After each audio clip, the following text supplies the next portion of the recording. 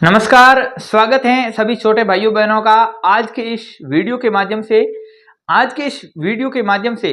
मैं बहुत ही महत्वपूर्ण विषय पर चर्चा करने जा रहा हूं, क्योंकि आप में से अनेकों भाई बहन ऐसे हैं जिन्होंने इस वीडियो का इंतजार भी किया होगा या YouTube पर जाकर आपने इस वीडियो के लिए काफी बार सर्च भी किया होगा।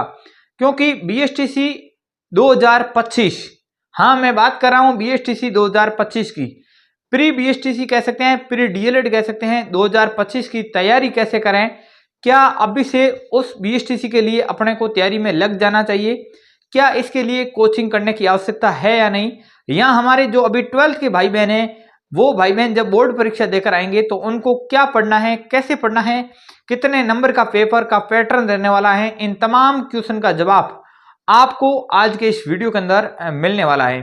मैं सबसे पहले बात करता हूं कि क्या BSTC 2025 की तैयारी अभी से कर देनी चाहिए। तो इस क्वेश्चन का आपका ये रिप्लाई है कि अगर आप एक नए विद्यार्थी हैं या अभी 12th पास आउट करके आए हैं तो आपको निश्चित रूप से इस BSTC 2025 की तैयारी शुरू कर देनी चाहिए।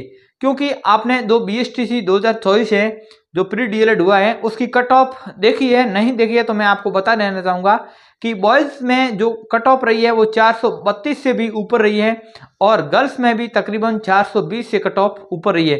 तो कहीं ना कहीं विद्यार्थी प्री DLED के लिए भी तैयारी काफ़ी समय से करते हैं, तब जाकर उनको सफलता हाथ लगती है।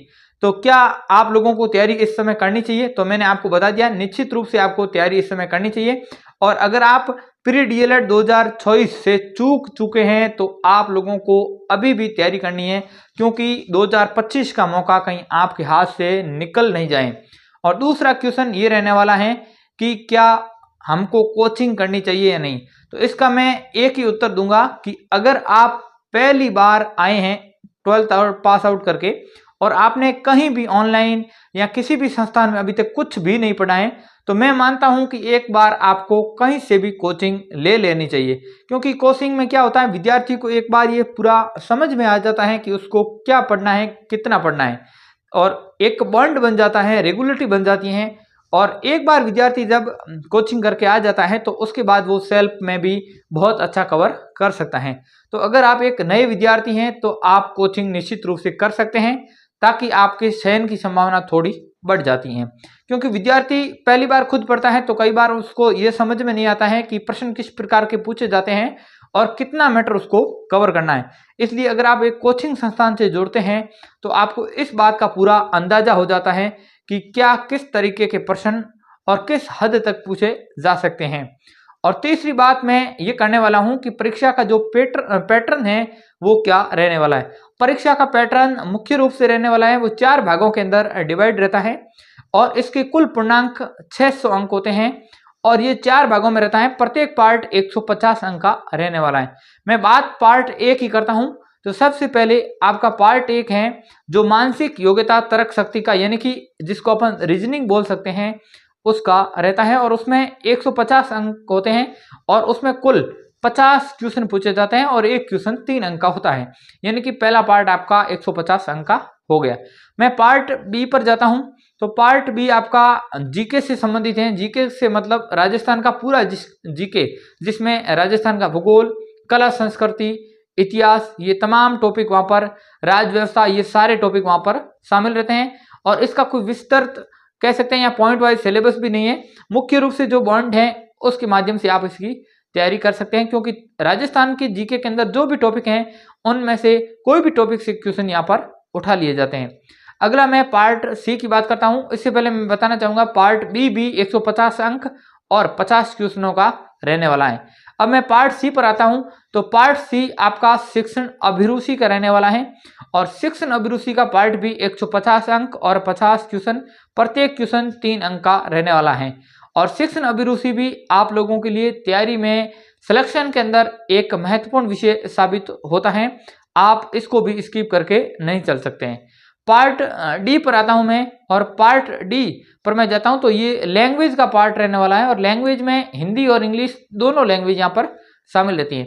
मैं बात करता हूं अगर हिंदी लैंग्वेज की, तो हिंदी लैंग्वेज के यहाँ पर 30 क्वेश्चन आते हैं और कुल 90 अंक का वो शामिल रहता है। और मैं बात इंग्लिश लैंग्वेज की करता हूं तो इंग्लिश लैंग्वेज का जो पेपर है वो उसमें 20 क्वेश्चन रहते हैं और वो 60 अंकों का होता है। कुल मिलाकर हिंदी और इंग्लिश के 50 क्वेश्चन और 150 अंक। ये मुख्य रूप से मैंने पैटर्न को समझाने का प्रयास किया है कि बीएसटीसी प्री डीएलएड जिसको कह सकते हैं उसके प्री के पेपर में मुख्य रूप से 4 पार्ट और 4 पार्ट का जो मार्क्स हैं कुल मिलाकर 600 अंक का पेपर रहने वाला है। और प्री डीएलएड 2024 की कट ऑफ भी मैंने आपको बता दी है। इस बात से आपको ये आइडिया भी लग गया है कि क्या हमारे को अभी से तैयारी में जुटना चाहिए या नहीं। फैसला आपके हाथ में है, तैयारी आपको करनी है, सिलेक्शन आपको लेना है, लेकिन मैंने मेरा काम था जो आपको बता दिया है। अब आपके ऊपर डिपेंड है आप इस बात से किस हद तक सहमत होते हैं। उम्मीद करता हूं कि जो भी भाई बहन इस भर्ती के लिए कह सकते हैं या प्री डीएलएड के माध्यम से अध्यापक भर्ती की ओर जल्दी सहन सहा रहे हैं वो अभी से तैयारी में जुट जाएंगे। कोचिंग कहीं से भी करें, आपको जो उचित लगे वहीं से करें, लेकिन एक बार नए विद्यार्थी हैं तो आप कोचिंग संस्थान का जरूर सहारा ले सकते हैं। टेस्ट सीरीज भी आप अनेक जल्दी से जल्दी जुड़ें, उतना ही फायदा आपको इसके अंदर होने वाला है। और मैं भी प्रयास करूंगा कि शिक्षण अभिरुचि या मानसिक योग्यता की क्लास दिसंबर से आपके सामने रखूं ताकि आप भी उसके माध्यम से अपना फायदा उठा सकते हैं। उम्मीद करता हूं ये वीडियो आपको हेल्पफुल लगी है। वीडियो हेल्पफुल लगी है तो वीडियो को एक लाइक जरूर करें और चैनल पर पहली बार जुड़े हैं तो इस चैनल को भी सब्सक्राइब जरूर कर लें, क्योंकि आने वाले समय में बीएसटीसी से संबंधित बहुत कुछ आपको यहाँ से मिलने वाला है। तो आप लोग इस मौके से कहीं चूक न जाएं, इसलिए अभी भी इस परिवार का हिस्सा बन जाइए। मिलते हैं अगले वीडियो में, तब तक के लिए आपसे अभी क्षमा चाहूँगा क्योंकि लेटेस्ट जानकारी आएगी तब लेटेस्ट अपडेट्स आपके साथ जरूर शेयर करेंगे। तब तक के लिए जय हिंद, जय भारत, धन्यवाद, राम राम शाह।